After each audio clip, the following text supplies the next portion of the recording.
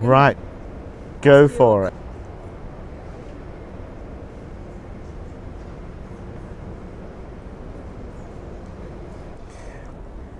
You know, I mean, money is part of the mythology of art. Money and art have lived together for centuries.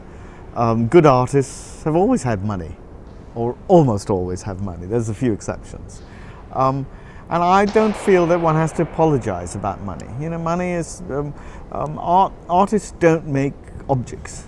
Artists use objects to make mythological events.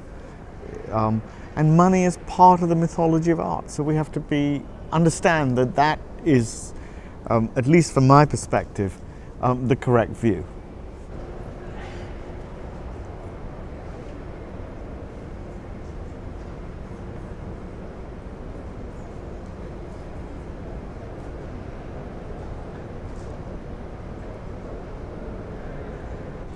Well, this is a very particular singular work here, and I wanted to do something else in Paris that is, you know, relating to different ideas about what's going on for me as an artist. So the show at the Beaux-Arts is a group of works made with cement, which uses a wholly different form language from this. And then the show at Camel Manure is a group of much smaller works that are ephemeral.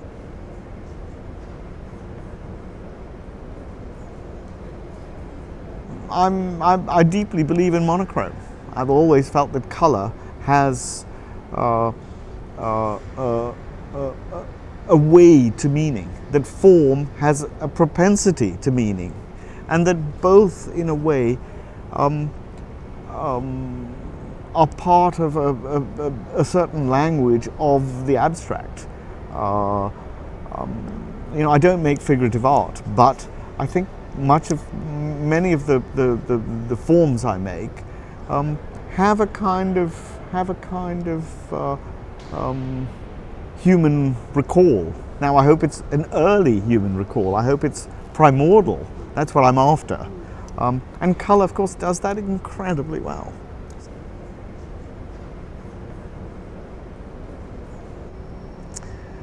I'm a real believer in the studio. You know, shows are shows, great, but that's not where the real problems are. That's not where the real questions are. That's not where the doubts and fears are. Some of them, but not in majority.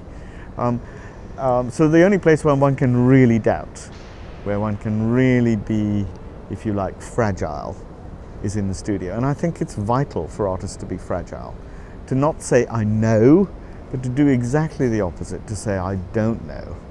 And I think it's only in really daring to not know that you can do something. How can one put it? In most of life, you know, we spend our time acting through what we know, what we've learned, the only areas of life where we can dare not to not know, and therefore perhaps discover something completely new, is, you know, when we are in those quiet, poetic moments in the studio or in the bath or wherever it is. But that sense of, you know, I really don't know what I'm doing. I'm going to do it anyway. I have to do it anyway, etc.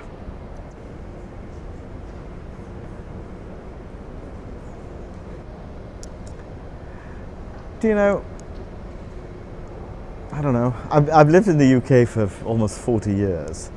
I'm a foreigner there, even though at many levels I'm very assimilated. But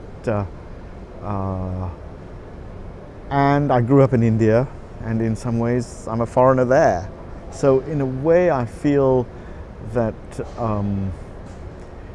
that's the way it is for me.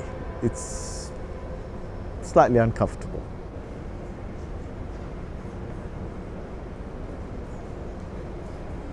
You know, it used to be And perhaps it is, you know, when you're a younger artist that you want to do a show in that museum or whatever. I don't feel that impulse so strongly anymore, hardly at all anymore, I feel, in reality. And the studio remains, you know, if you like, the meditative home of the work. And, you know, one has to be able to maintain that freedom. All the stuff in the world, success and all that other stuff, actually gets in the way of the studio. You need to be free enough in the studio to, you know, go in today and behave like a hero, go in tomorrow and behave like a victim, go in the next day and, I don't know, be a child or a woman or a whatever else it is that one feels motivated to be. That fundamental kind of ability to wander and wonder is essential. And of course all the stuff in the world just gets in the way. So, you know, one has to learn how to deal with it. You have to grow up. Most good artists are good businessmen or women, and you have to just grow up and deal with it, you know, and find the time to do this other rather more tricky thing.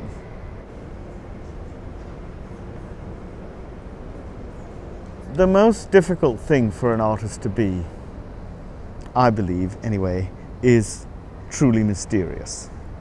And there are very few who make it, very few. Enduringly mysterious. I think Arthur Rimbaud is one of those figures.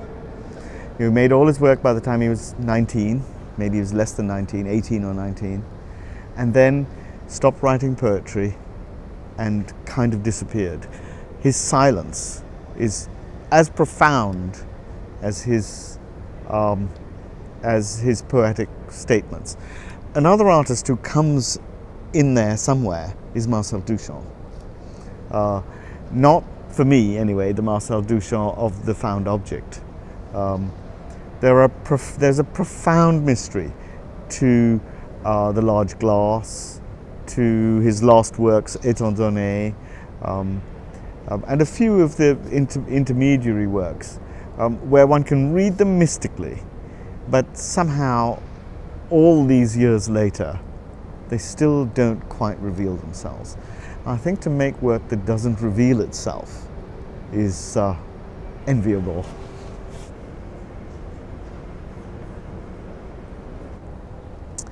I believe somewhere that we are not just physical beings, that we do have more to us than is described by us physically. So does that mean I believe in God? Well, I suppose it must at some level, but I think that other thing is you know, realistic.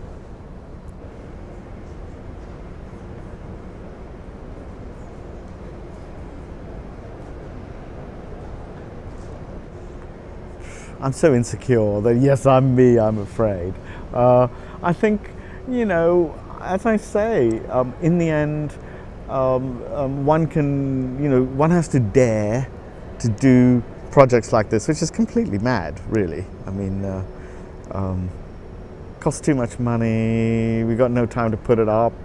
It's ridiculous. It's ridiculous, but one has to dare to do that. And I think that doing that, and of course I won't know what it's like till, you know, the day before the opening, really. Not really. I mean, I know where I've gone conceptually. I know we've made all the models and all that stuff, but it's not the same thing as seeing the object in the end. And so I think remaining kind of on the edge of being, you know, doing what I don't know how to do, and being fragile about it is what it means to be an artist.